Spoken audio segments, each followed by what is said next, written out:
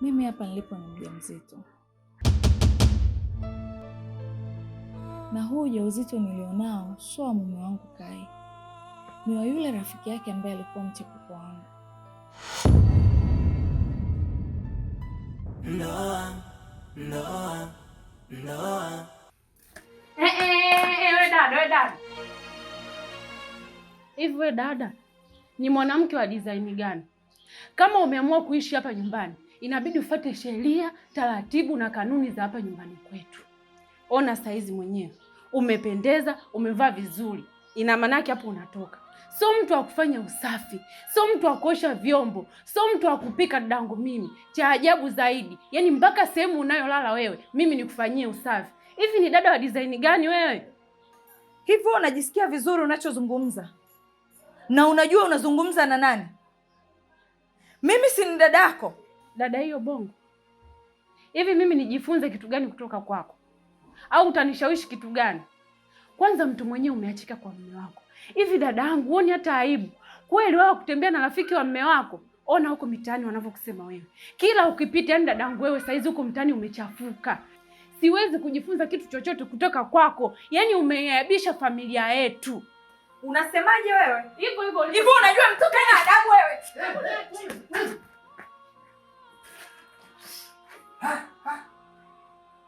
Tatizo nini? Amjijui kama nyinyi ndugu? Kinachowafanya mpigane, niambieni. Yaani mjomba, huyu mtoto hana adabu hata kidogo. Akimwonaga mama hayupo ananidharau sana. Yaani inafikia tu ananiambia mimi ndio maana nimeachika kwa mume wangu. Kweli hivyo yuko sawa? Kwani uongo? Haujaachika? Tatizo lako wewe mjomba, utaki kutubu dhambi zako.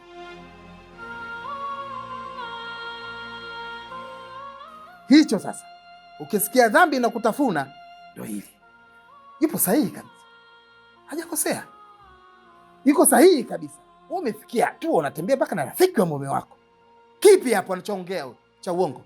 Yuko sahihi kabisa. Kwa hiyo mjomba, na wewe unaona ni sawa huyu anavyonikosea adabu, si ndio? Tatizo lako utaki kukubaliana na ukweli. Hana makosa yoyote. Alichokiongea yupo sahihi. Badilika. Kama unataka uishi na amani, badilika. Na wewe sio unachekelea tu. Huyu ni dada yako. Huyu ni dada yako.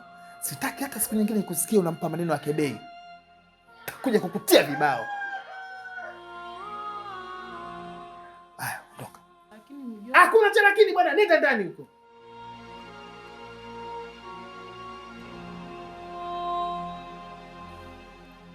Vipi ulivyokwenda kumwomba msamaha mwenzio? Tayari ana mwanamke mwingine mjomba.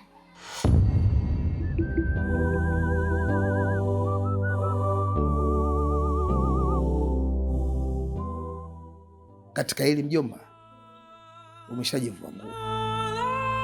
Na ndio maana Waswahili husema muungwana akivuliwa nguo hasimami bali uchutama.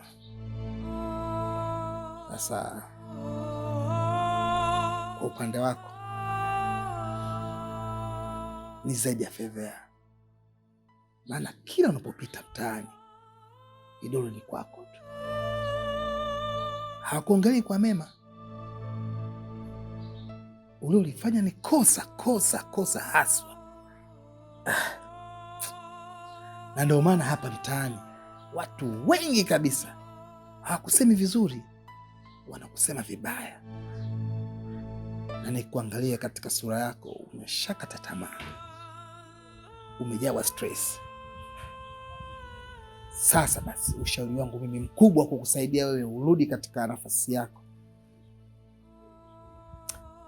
nikupeleke kijijini.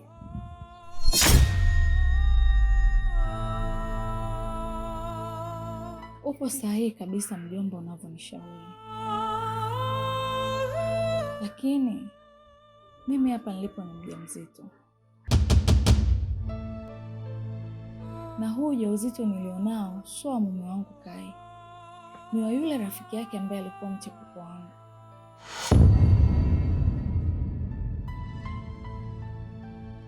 Nikienda huko kijijini, nitatakiwa kuanza kliniki. Nitaanzaje kliniki ikiwa mhusika wa ujauzito hana chochote anachokijua? Mimi naomba sana unisaidie mjomba kwenye hili.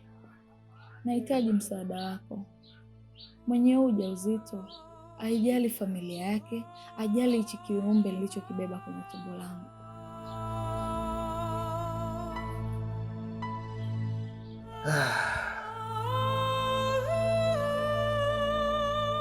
Mimi msaada wangu kwako nadhani hautakuwa na faida, kwa sababu kama unakumbuka nilishai kumwita, alikataa, hakuja, amekataa katakata.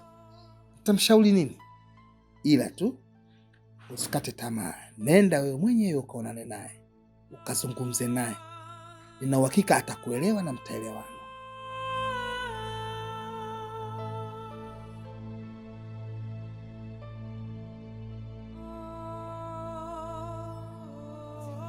Hatima ya ndoa yetu, hatima, hatima, hatima, hatima, hatima, hatima.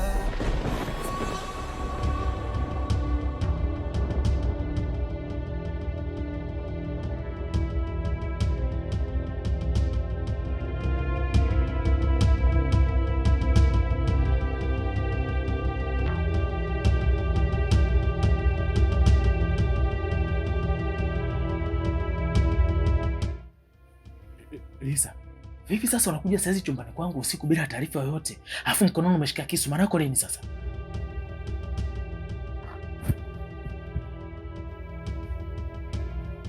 Tasha, kama unahisi nimekukosea niue, lakini ukweli ni kwamba nina ujauzito wako.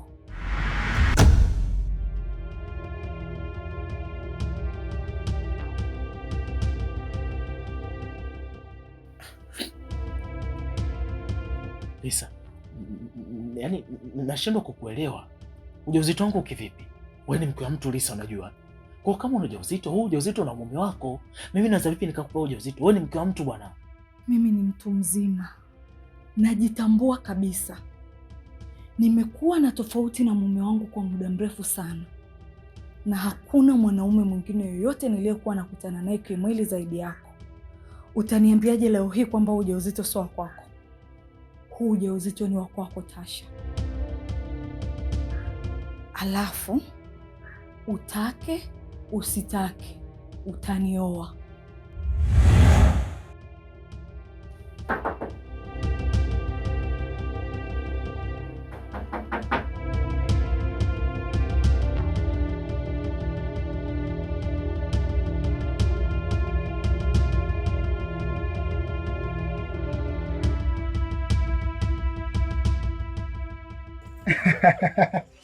Hey, bwana.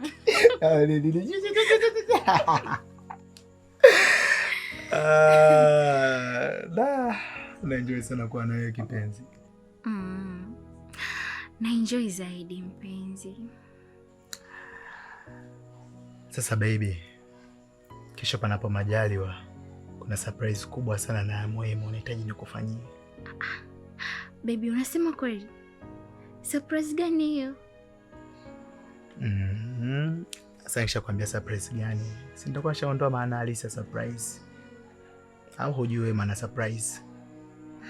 Nachojua mimi surprise ni kitu ambacho nahitaji kumfanyia mtu au tukio ambalo nataka kumfanyia mtu bila kutarajia ili afurahi. Sasa leo hii nishakwambia surprise gani nitakufanyia, itakuwa kazi bure tu. Baby bwana, usinifanyie hivyo. Basi niambie mwenzio, hiyo ni surprise gani unataka kunipa? Maana nakuwa na hamu sana ya kujua. Au kama unataka kuniambia kwa sauti, basi sogea karibu yangu ninong'oneze. Naomba. Amanda. Ukaribu gani yote na nisogee? Usijali baby. Ulikuwa na subira tu. Leo chotakuwa kufanya, kesho panapokucha fanya juu chini, usiondoke hapa nyumbani. Yaani kiufupi siku ya kesho nataka ushinde hapa bila kwenda sehemu yoyote ile. Ujue ni mwanaume bora sana kwangu. Yaani siku zote nikiwa na wewe napata vitu vipya, na wewe ni mwanaume bora sana wa kuweka asali kwenye mzinga wangu. Yaani kadri siku zinazozidi kwenda, Amanda, upendo wangu kwako unazidi maradufu. Yaani mpaka najiuliza, yule mpuuzi Tasha alikosa nini kwako? Hakuna mwanaume asiyetamani kupata bahati kama hii ya kupata mwanamke mrembo na mwerevu kama wewe. Na maana Tasha ni kiumbe cha ajabu sana kupoteza upendo wako, kashindwa kutambua thamani yako. Kwa hiyo mimi binafsi najiona mwanaume mwenye bahati sana kubahatika kuwa na wewe. Kai, mimi nakupenda sana, ila kikubwa usiumize moyo wangu. Amanda, kuhusu hilo ondoa wasiwasi kabisa. Hata leo hii wasimamishwe wanawake 1000, bado mboni za macho yangu zitakuona wewe na kukuchagua wewe tu. Yaani ni mara 100 nikafanya kesi ya mauaji nisimamishwe kizimbani na nihukumiwe kifungo cha maisha, lakini sio kwa kusaliti wewe Amanda. Nakupenda sana. Yaani baby, una maneno mazuri kama asali tokayo mzingani, na mara zote nikiwa na wewe najihisi niko paradise.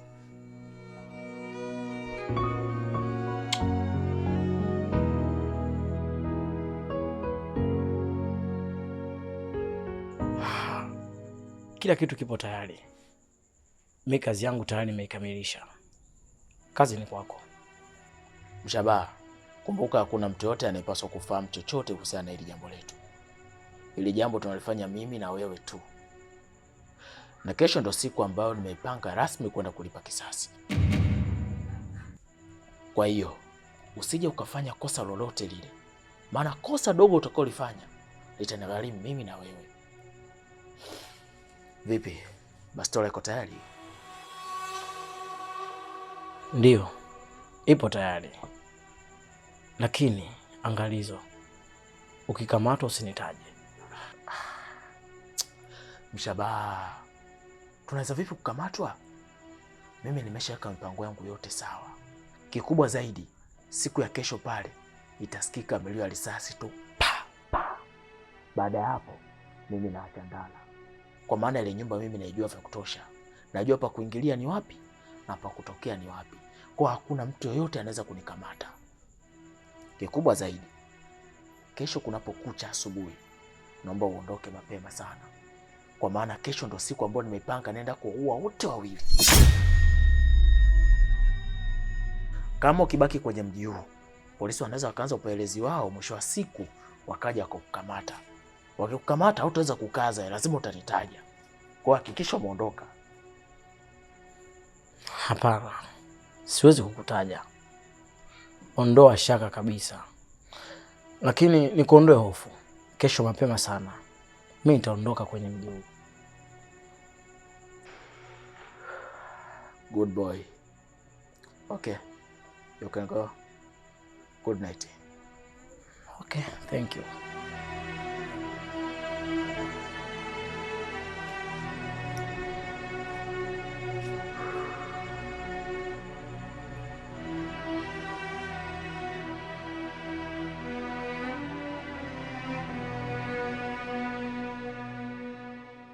Kwani hawa wana mpango gani?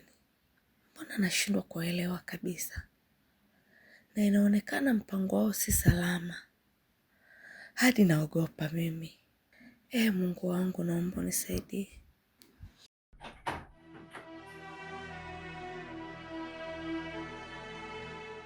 Vipi, mbona unastuka? Tasha, kwani una mpango gani na wewe kijana? Maana nasikia bastola kuwaua wote wawili. Niambie, ni kitu gani kinaendelea?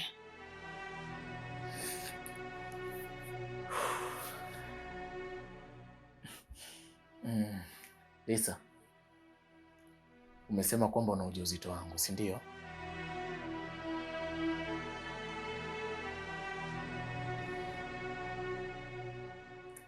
Naomba unisikilize. Kama wewe mtoto atakuwa ni wa kiume, basi mimi babake niwe nimekufa au nipo hai. Kama asiwe mpumbavu kama nilivyokuwa mimi babake. kamwe asije akamwamini na kumpenda mtu anaitwa mwanamke. By the way, usiku wa leo inabidi tuenjoy pamoja mimi na wewe. Lakini itakapofika asubuhi, naomba urudi nyumbani kwenu. Mbona unanitisha? Au unataka kujiua? Lisa, sina upumbavu kiasi hicho mimi. Wala siwezi kukatili maisha yangu. Lakini siku ya kesho ndio siku maalum ambayo nimeipanga.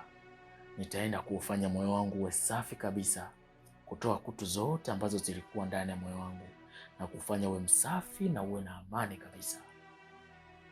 Namaanisha kwamba kesho kuna tukio kubwa sana ambalo nahitaji kulifanya, ambalo ulimwengu mzima utashangaa. Na baada ya hapo nitatoweka kabisa katika nchi hii. Sitaonekana tena. Kutoroka? Unatoroka unaenda wapi? Na mimi unaniachaje na ujauzito? Na ni tukio gani hilo unalotaka kufanya kiasi kwamba mpaka utoroke? Lisa, kesho ndio siku maalum ambayo nimeipanga. Mimi Tasha, kwa mkono wangu mwenyewe nitamuua Kai pamoja na Amanda.